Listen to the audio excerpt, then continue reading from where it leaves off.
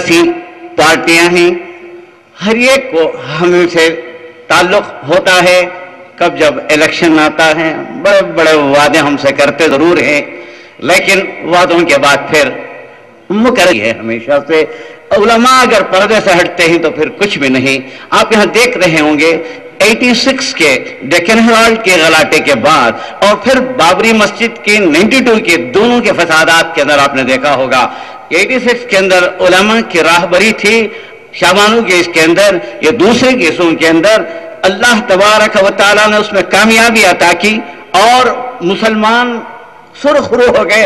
ही मिलाद बाग था, यहां से निकला प्रोसेशन डीसी ऑफिस तक वहां मौजूद है, नाम कमा लिया लोगों ने, इसलिए इस मरतबा हम नाम चमकाएंगे।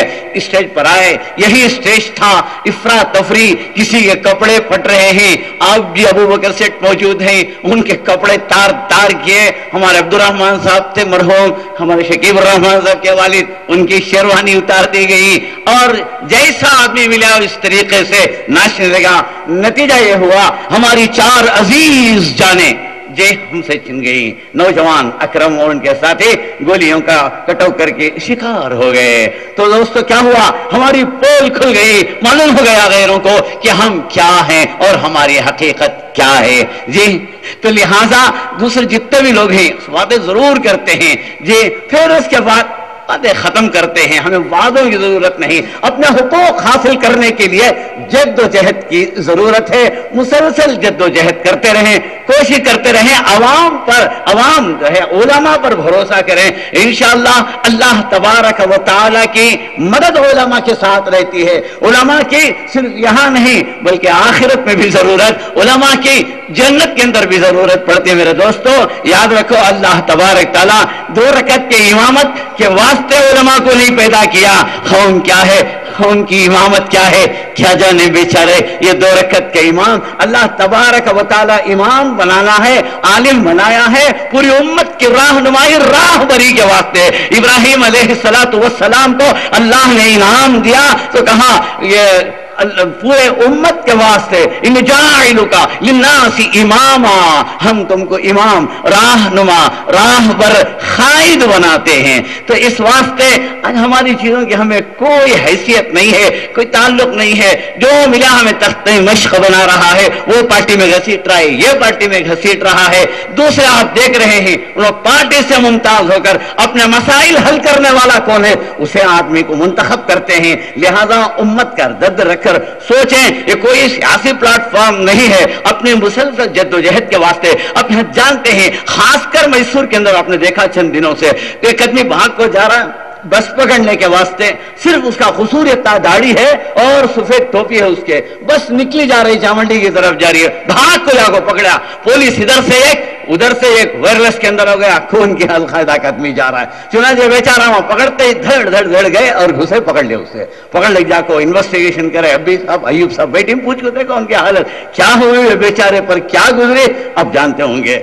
CFTRI में काम करती बिहार के आदमी थे, सिर्फ उनका क्या कसूर था, शेरवानी पहने, दाढ़ी टोपी पहने, अंदर पैलेस में आए, देखने लगे जरा गौर से, पकड़ कर ले चले गए अंदर। अरे बोल रहे मैं गंगोत्री में काम करता हूं, मैं लेक्चरर हूं।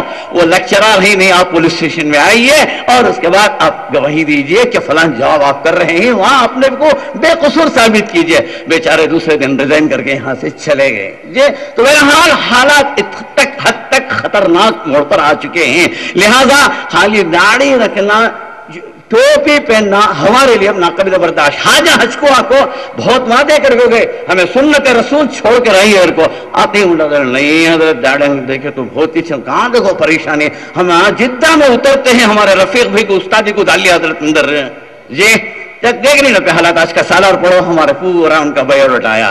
तो लिहाजा हालात परेशान कुल है, इसके अंदर समझ से बाहर हमारे है, क्या करें क्या नहीं करें नौजवानों को। लिहाजा उम्मत के वास्ते हमारे वास्ते फरिश्ता बन कर आए हैं, एक आवाज, एक तहरीक उठाए हैं। सारी तहरीकें उठ रही मिट रही, उठ रही मिट रही, खत्म होते चली जा रही हैं। एक तहरीक पुरानी हमारे बुजुर्गों की एक तहरीक है, इसके साथ वाबस्तगी रखिए, जिनके मशवरों में अमल कीजिए। इंशाअल्लाह ताला कामयाबी हमारी है। अल्लाह कामयाबी हमना नहीं दिया तो दूसरों क्या देता है। देखते हैं जब एक कोशिश कर को जद्दोजहद कर को आया तो जे बुश का पुराना दौर खत्म हुआ, जे बारक हुसैन ओबामा आया, अब जरा आगे पीछे हुसैन का महीना था, आया और जरा कोशिश करे तो उनके नाना का महीना आ सकता है, उनके नाना की रहमत आ सकती है। सिर्फ क्या है कि हमारे भरोसा करो, इन्हों जमात वाले इन्हों क्या करते हैं, इन्हों क्या करते हैं, ये छोड़ दो, तुम्हारे घर में रह जाओ। 5 अंगलियां ये खात में ही सब अलग अलग ही छे, मगर खाने के टेम्पो, निवाला बनाने के टेम्पो सब एक हो जाते हैं। ये एक बन जाए तो बन सकते हैं खुर्सी से मुबे, और ना इन बिखरे हुए तारों से क्या बात बने। वो आखिर दावाना अल्हम्दुलिल्लाह। एक हो जाए तो ने बड़ी अच्छी बात कही हजरत ने, अमल की ज़रूरत है। अब मैं दूसरे मुकर्रिर हमारे मकामी मजलिस उलमा के सदर हज़रत मौलाना अहमद खान साहब को दावत देता हूँ कि तशरीफ़ लाएँ और बराए मेहरबानी 10 मिनट के अंदर अपना खिताब, अपनी बात को रखें। वक्त की कमी है इसलिए दरख्वास्त है। बिस्मिल्लाहिर्रहमानिर्रहीम, नहमदुहु व नसल्ली अला रसूलिहिल करीम, अम्मा बाद।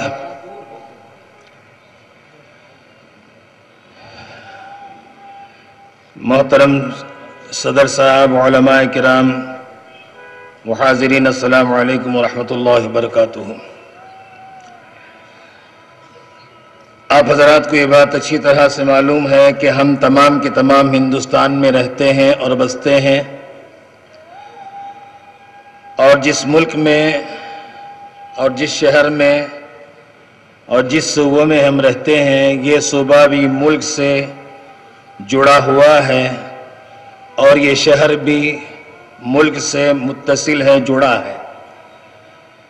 मेरे दोस्तों, जमहूरियत के ताल्लुक़ से जो आज जलसा मुनक़िद होने जा रहा है, इस मुबारक जलसे का पैगाम यही है कि मुल्क के अंदर जो जमहूरियत लागू है या चल रही है, जिसको सेकुलर मुल्क कहा जाता है, इस मुल्क में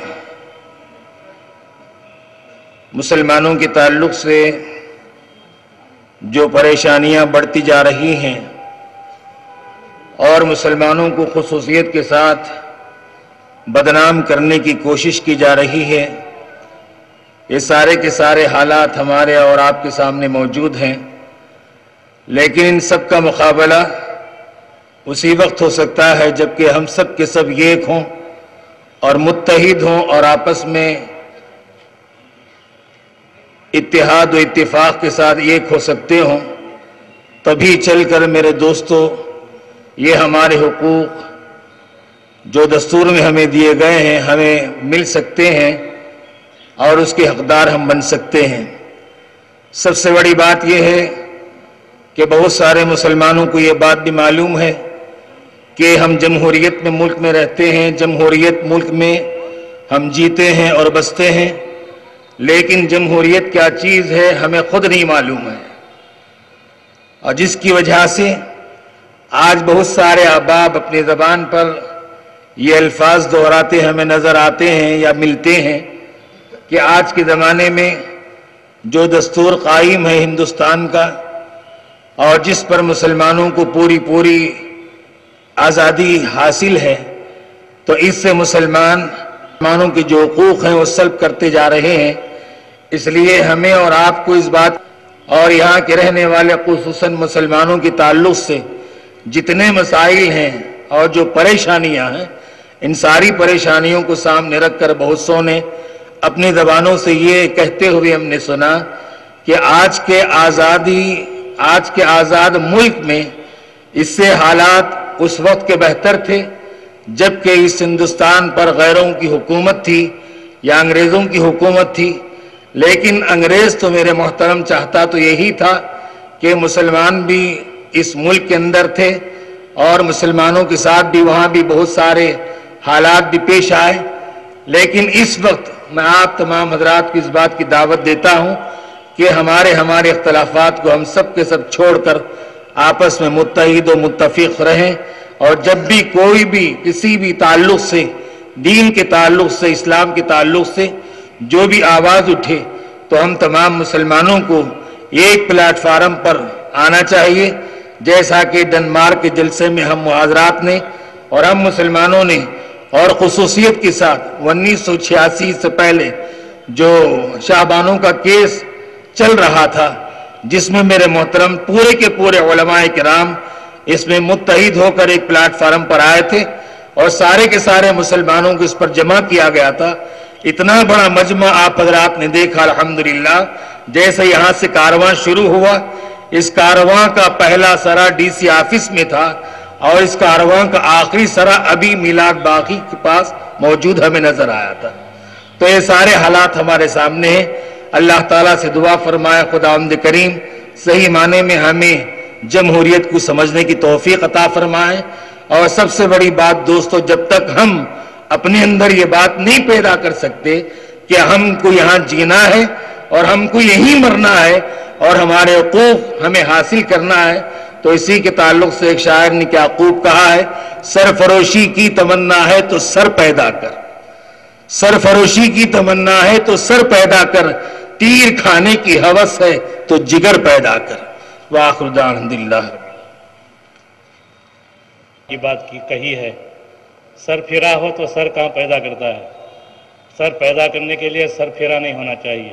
اللہ ہم کو علماء کی قیادت میں، ان دونوں علماء کرام نے جو بیان کیا اس کا خلاصہ یہ ہے کہ علماء کی قیادت میں شاہبانو کیس کو ہم نے علماء کی قیادت میں حل کیا تو وہ سنجیدگی کے ساتھ وہ معاملہ حل ہوا. لیکن اس کے بعد ڈکن ہیرالڈ کا معاملہ جب علماء کی قیادت کے بغیر ہوا تو وہاں پر ہمارے نوجوان شہید ہوئے. ابھی جو ہے مشن اسپتال کے پاس ہمارا قافلہ جو جا رہا تھا، آخر میں نوجوان اکرم جو بہت بڑا قوم کے لیے کام آنے والا نوجوان، پولیس نے اس کے سینے کو نشانہ بنایا اور اس موقع پر وہ شہید ہوا اور بھی کئی بھائی شہید ہوئے. بہرکیف یہ علماء کی قیادت نہ ہونے کی وجہ سے ہمارا یہ انجام ہوا.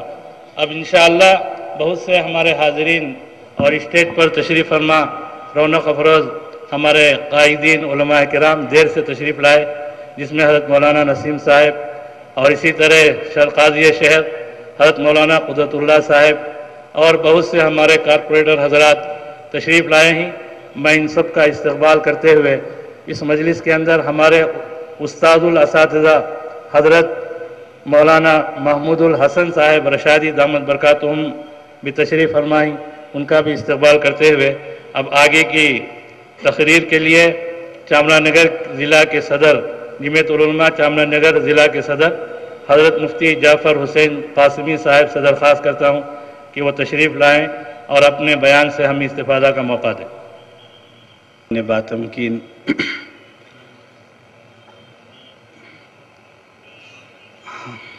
حضرت صدر جلسہ ہے، اس لیے میں کچھ بھی کہنے کی جسارت سے گریز کرتے ہوئے اپنی جگہ لیتا ہونا ہے. اب آگے کی تقریر کے لیے ہماری ریاست کے صدر حضرت مفتی قربان صاحب سے درخواست کرتا ہوں کہ تشریف لائیں اور 10 منٹ میں اپنے خطاب سے استفادہ کا موقع دیں.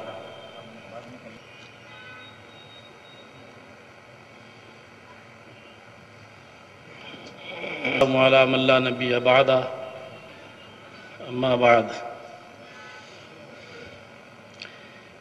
جمعیت علماء ہند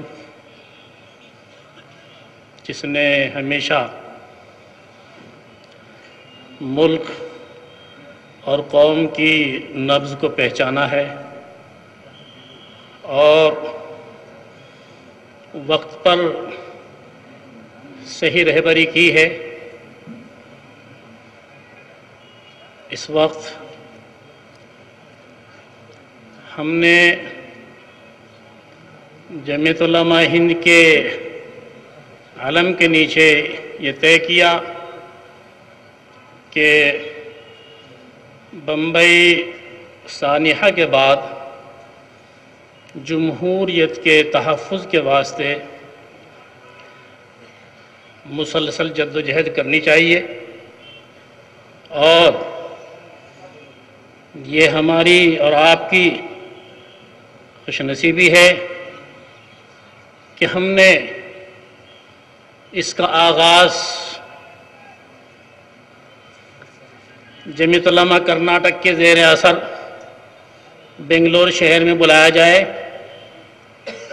اور اس کا مقصد یہی ہو جس مقصد کو لے کر حضرت ٹیپو سلطان نے شہادت نوش فرمائی۔ الحمدللہ مارچ کے اندر ایک بڑا عظیم الشان اجلاس جو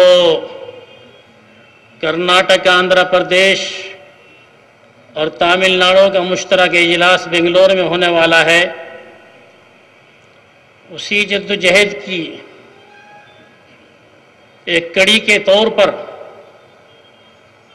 میسور سے میں یہ ایک ہلچل شروع کی جا رہی ہے۔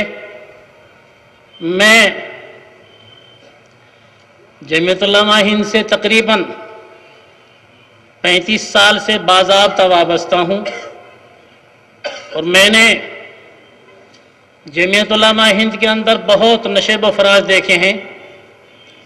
اس وقت میں جو ہمارے چند مقررین نے اپنے تاثرات کا یہاں اظہار کیا ہے، میں ان کے اس تاثرات کا احترام کرتا ہوں، ساتھ ساتھ میں کہتا ہوں کہ ایسی چھوٹی موٹی بھونچال ہمیشہ ہوئی ہے، اور یہ یاد رکھیے کسی فرد کے یا کسی جماعت کے حق ہونے کی یہ دلیل ہے کہ اس کے اندر موافقت اور مخالفت دونوں ہوں۔ اذان کے بعد